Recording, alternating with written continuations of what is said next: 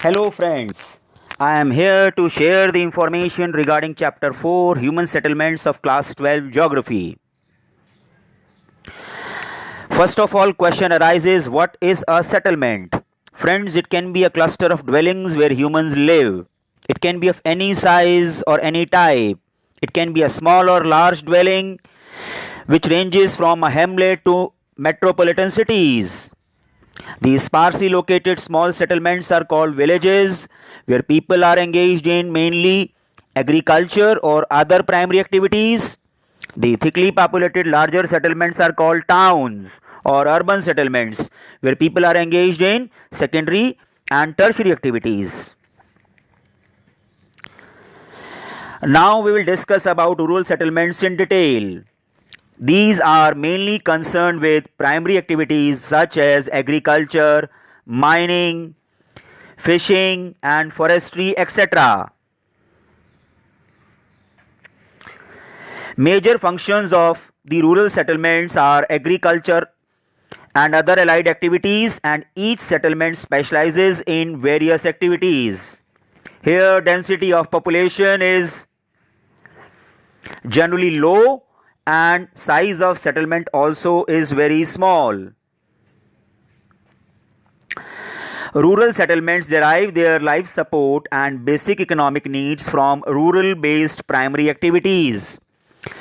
They provide various foods and grains and raw materials to the people living in urban centers. People are less mobile in villages. Their social relations are intimate and informal. Villages have to face many challenges in the countries like India, which are developing countries. Lack of infrastructure facilities in rural areas, like absence of toilet and garbage disposal facilities, create the main challenge. Moreover, inadequate supply of water, waterborne diseases are common problems. Here, we have seen many times women cover long distances to fetch safe drinking water. In rural areas, villages, houses are made up of mud, wood, and thatch, which are damaged during floods and cyclones.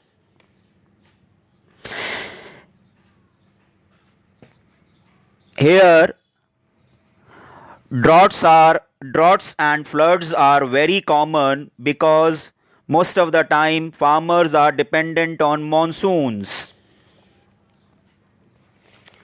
At the same time, we can see unmetalled roads and lack of modern communication network also create problems.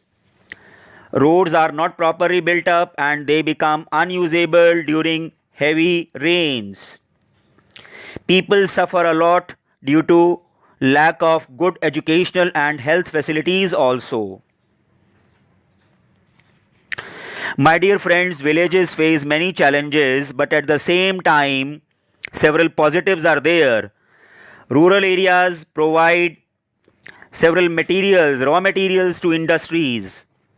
For example, sugarcane to sugar mills, cotton to cotton textile centers, fruits and vegetables to food processing units, jute to jute mills, and so on. Now, easily we can compare the main points of differences of rural settlement with urban settlements.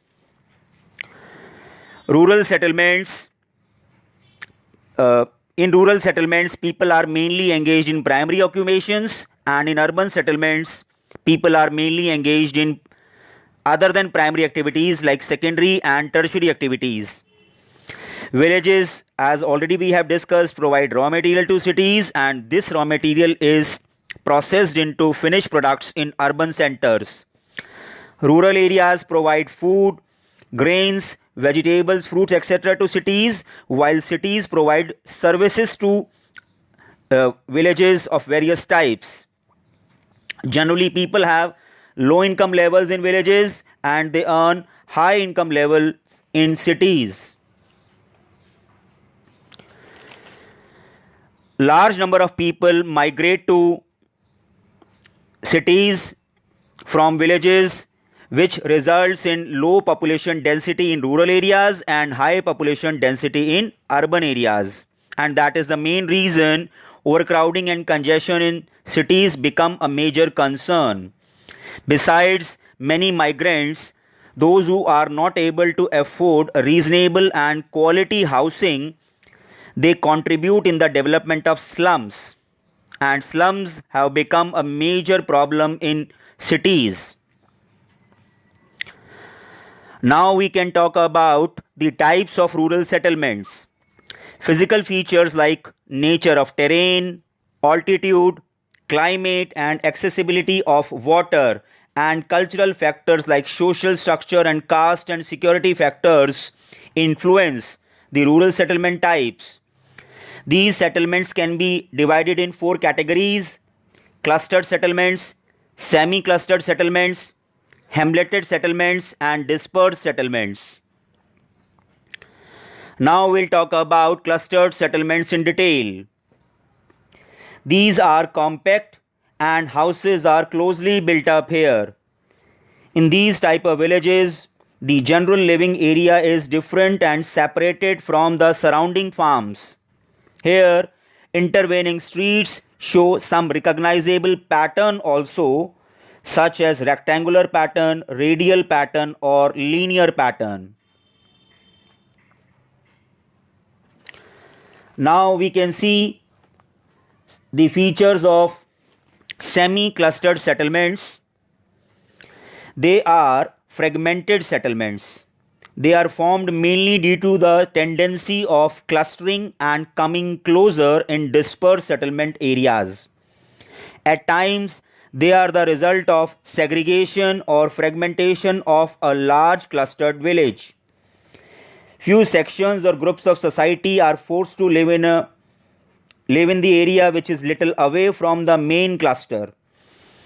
Generally, landowners and dominant groups live in the heart of the village, and on the other hand, so-called lower strata of the society and manual workers and laborers live in the outskirts of the village.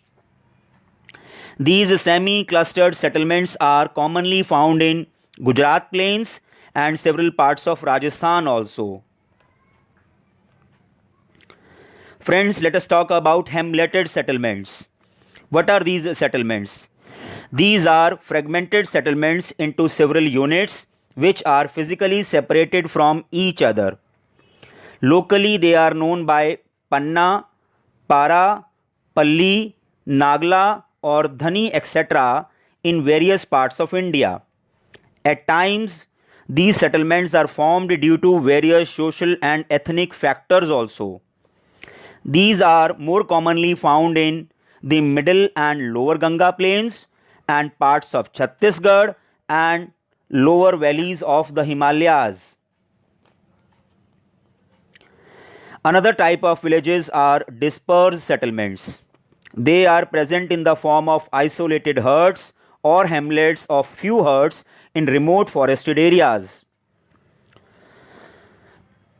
They are found on the slopes of low hills along with a farm or a pasture land.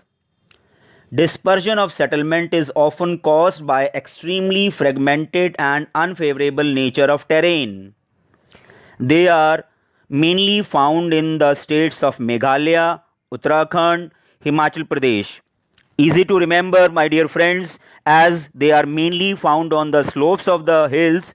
That is why it is very easy to remember Meghalaya, Uttarakhand and Himachal Pradesh are the areas where these settlements are mainly found. In the end, I would like to thank you all. I hope all the students will find it beneficial. Friends, I would request you people to subscribe the channel, press the bell icon to get all videos quickly. Comment in the comment box your questions, your queries, your demands and suggestions will help me to serve you better. Thank you very much.